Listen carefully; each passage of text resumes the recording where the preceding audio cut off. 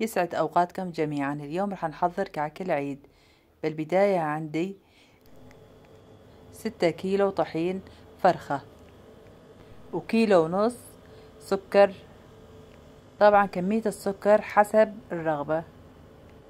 ضفت كيلوين سمن ونص كيلو زيت نباتي، طبعا السمنة حيواني. طبعا التوابل للكعك حسب الرغبة. ضفت حبة البركة ويانسون وشمر، وجبت خلطة الكعك تقريبا 250 غرام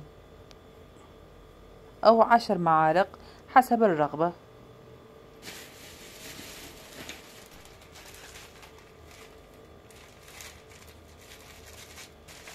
طبعا رح اكتب لكم مقادير الكيلو في صندوق الوصف. أنا عملت هاي الخلطة على 6 كيلو طحين. ضفت ملعقتين من حليب البودر. فيكم طبعا تستبدلون الحليب البودر بحليب طبيعي. رح نضيف الخميرة باكنج بودر. ضفت 6 أكياس من الخميرة. مقدار الظرف 10 جرام.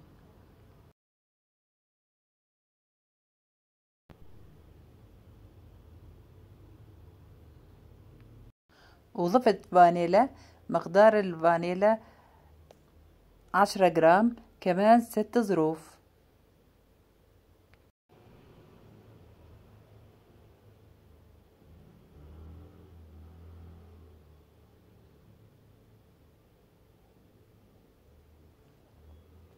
راح نخلط المكونات مع بعض حتى يتجانسن مع التوابل الكعك.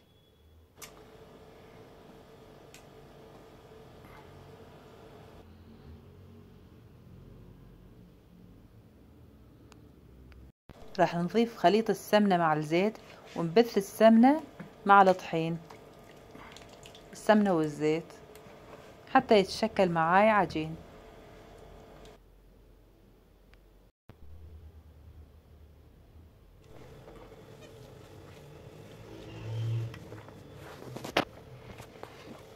مثل ما شايفين هذا شكل العجين.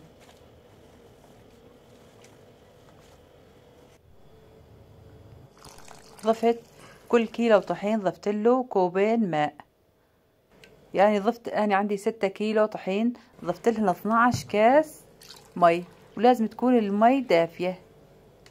راح نروبها مع السكر.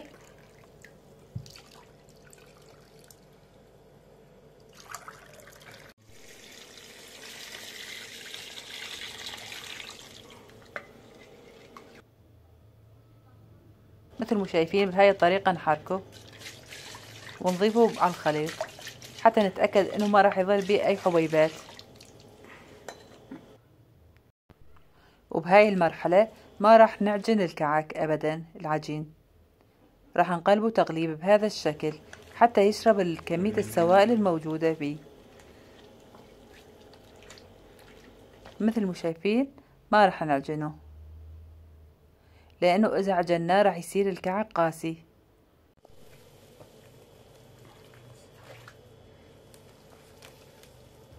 بس مجرد تقليب حتى كمية السوائل الموجودة بيه تروح.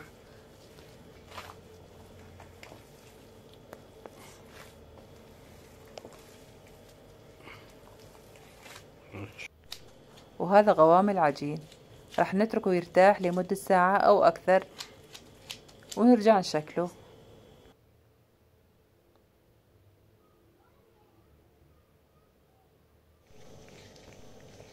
طبعا التشكيل حسب الرغبة، بس هذا الشكل متعودين عليه الكعك، هذا الشكل.